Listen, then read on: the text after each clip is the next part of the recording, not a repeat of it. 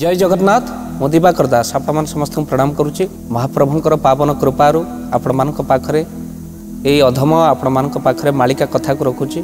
आपण मान देइचंती अगणित भल पाइबा देइचंती आम चैनल को अगणित श्रद्धा। पुनश्च जो मैंने मालिका कथा को देखुंती आपण मान प्रथमे साधुवाद देवी। आपण श्रद्धा भल पाइबा महाप्रभुंक प्रति अच्छी, महापुरुषों प्रति अच्छी, मालिका प्रति अच्छी। तेणु आज एक सुंदर कथा को रखा जहाँ को 600 वर्ष तले महापुरुष अच्युत लिखिते।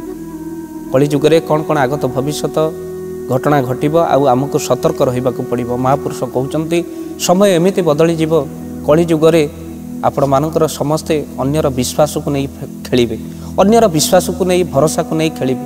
आ कली जुगे सेमिति लोकों संख्या कम मध्य पड़ो ना, कहीं लोक मैंने जहाँ पर भरोसा करेंगे, जहाँ पर विश्वास करेंगे आ से लोक कर विश्वासघातक। एभली घटना घटब यहाँ आमे कहूनु, अच्युत कहते मालिकार सतर्क रही आपण मान कौन कहले से पद को आपण मान पाखे रखी। कहले एमिति समय होइब रे बाबू विश्वास दूरे जीवे, उपरे कहिण मिठा मिठा कथा भितरे चेर काटिबे। महापुरुष कहते एमिति समय बाबू आसीब समस्ते उपरे मिठा मिठा कथा कहिबे आउ उपरे कहिण मिठा मिठा कथा भितरे चेर काटिबे। प्रकृत में भितरे चेर काटिबा लोक संसार कम नुहंती, से मालिका आपण मानकु सतर्क कला। आउ समय एमिति होई गलानी मिठा मिठा कथा उपरे कहिबे, से मिठारे कोनोसी मूल्य नथिबो, काहेकि ना तांकर उद्देश्यटा थिबो आपणक पछरे आपण मानक पाखरु किछि लुंठन करिबा। सुनसान रास्ता हठात गोटे लोक दुखरे पड़िछि बोली कहिला, आउ गोटे बाइक को अटकेबा को चेष्टा कला। आउ गोटे बाइक अनेक बाइक चली गला, किंतु गोटे बाइक भारी सरल लोकटी अटकी गला। लोकटी कहीं असुविधार पड़ी, कहले कौ जाए जीव ना एठू 10 किलोमीटर आठ पछरे बसिला। किछि बाट गला परे फोन कला ता सांग साथी मानक आगरे जगिगले। आउ जगिगला परे संगे संगे तार सुना चेन मोबाइल सब किछि नहीं गला परे कहले तते जीवन मारिदेवी। आउ एई समय भितर लोकटी हाथ जोड़िला और कहबा पई लागिला मारदबा कथा मारदियो। आउ जदि मते छाड़ुच ए कथा को मु तो कोठी कहबी नाही, तुमे भी कोठी जीवन रे कहब नाही। काहेकि ना संसार भितर जो विश्वास भरोसा लोकों प्रति अन्यर साहाय्य करिवार मनोवृत्ति कुआडे तुटी जीव। आउ सुनसान रास्ता रे लोकटी हैरान पड़ीथिले, आउ केही गाड़ी रे उठेबे नाही। तेणु मु तो कोठी कहबी नाही, आपण भी कोठी कहबे नाही। मो हाथ जोड़ी आपण को निवेदन करूची, मोर पछे सबु जाऊ किंतु लोकों पाखरे विश्वास थाऊ। सबु लोक खराब नुहंती। तो कुहा जाए अनेक संसार भितर भंडक जोगु आज साधु बदनाम, जो भंडमानक जोगु आज कलंकित होईची साधु समाज। आ संसार भितर साधु एभली होई गलेनी जे कली जुगरे आज राष्ट्र तापर अंतराष्ट्र तापर आज आपण मानकर आरेस्ट जो माने साधु मुखाधारी बसिचंती तांकर केबे भी संसार भितर उन्नति हेबनी परम दुर्गति हेब, जहाँ महापुरुष कहते। कहीं ना ऊपर कहिबे मिठा मिठा कथा भितरे चेर काटिबे। महापुरुष अच्युत मध्य से कथा को लिखिथिले, कहले संसार भितर अनेक अछंती जो माने कि जो माने मिठा मिठा कथा ऊपर कहती आ भितर तांकर उद्देश्य कुलीन आ कुटिल थाए। तेणु से लोक मान प्रकृत आपण मान सावधान रहिबे। पुनश्च महापुरुष कहले ए संसार भितर प्रकृत संध्यारे हरैथिबा सूर्य को सकाळे आपण दर्शन पाइबे, किंतु जीवन रे कहा प्रति जदि कि आपण प्रति विश्वास हरैला आ विश्वास मिलवा बहुत कष्ट हो। महापुरुष अच्युत कहते एमिति एक समय आसीब स्वामी मध्य स्त्री उपरे विश्वास हरैबा और स्त्री मध्य स्वामी उपरे विश्वास हरैबा। एक कथा आमे कहूनु, महापुरुष अच्युत कहते कहले फुंगुला पोशाक पिंधिण जे नारी बुलिबे बजार घाट, पर पुरुषंक हाथ धरिथिबे स्वामी जगिथिबो बाट। स्वामी घरे जगिथिबो बाट आउ एपटे आपण मानकर पर पुरुष हाथ धरी स्त्रीटी बुलुथिबो बजार घाट। एक कथा आमे कहूनु, महापुरुष अच्युत कहते गोटे स्वामी ता स्त्री उपरे आउ गोटे स्त्री ता स्वामी उपरे तीनोटी टी थिबा आवश्यक। मन रखंतु समस्ते तीनोटी टी थिबार आवश्यकता रही। प्रथम टी ट्रुथ बा सत्य, आउ द्वितीय टी टक कथावार्ता ठीक थिबा दरकार। जने भूल कले मध्य आउ जने से भूल को धरी रखिबा बिल्कुल आवश्यकता नहीं, नले दाम्पत्य जीवन नष्ट होई जीवो। काहेकि ना आपण माने विवाह वेदी रे परस्पर बेकरे हार पकई। हार शब्द अर्थ कौन? जड़े जनक पाखे मुंड नुआइबा बा हारी जावा।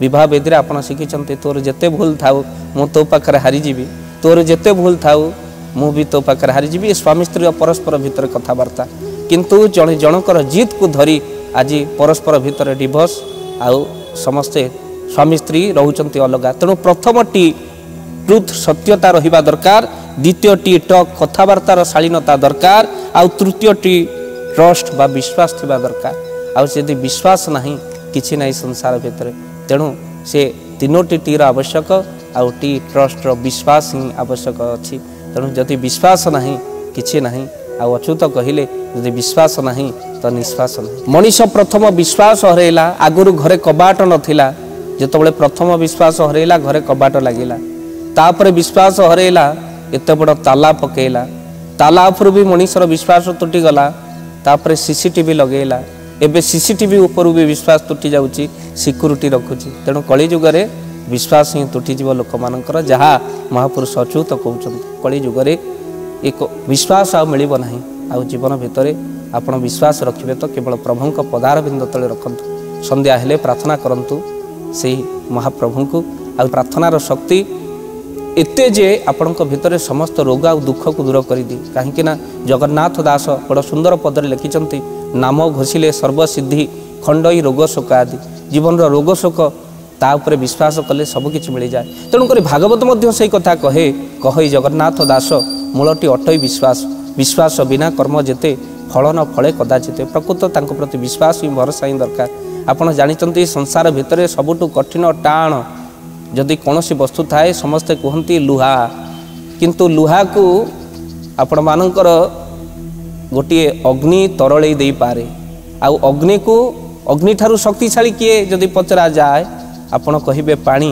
जो पानी अग्नि को मध्य शांत कर दे पारे आउ अग्नि को मध्य विनाश कर दे पारे पानी पकईदेले अग्नि लिभि जाए अग्नि को मध्य परास्त कर दे पारे आउ जदि कहा जाए पानी को किए परास्त करदेव सी हूँ मनीष जी पानी को पी दिए आउ ये मनीष कौटी परास्त हो जाए काल पाखरे बा मृत्यु पाखरे परास्त हो जाए ये काल चाहिए मनीष को मारी दिए आउ मनीष आशा भरोसा स्वप्न सब तुटी जाए जदि मनीषटी मरीगला सरीगला पाठ तेणु कह जाए मृत्यु पाखरे मनीष हारी जाए तार रही अधूरा कर्म सब अधूरा रही जाए तेणु मृत्यु को मनीष डरे किंतु मृत्यु क्या डरे जदि आपण पचारती तार उत्तर आसव मृत्यु केवल डरे प्रार्थना को भगवान को पाखरे आपणकर आकुल निवेदन को मृत्यु डरे प्रमाण जदि आपण खोजे मुझे नहीं जीवी लक्षे योजन रे गज डाकिला हे देवराज डाक पकईले गज मृत्यु विकल जितेबले मरण विकल पड़ी शुंढरे टेकी पद्ममूल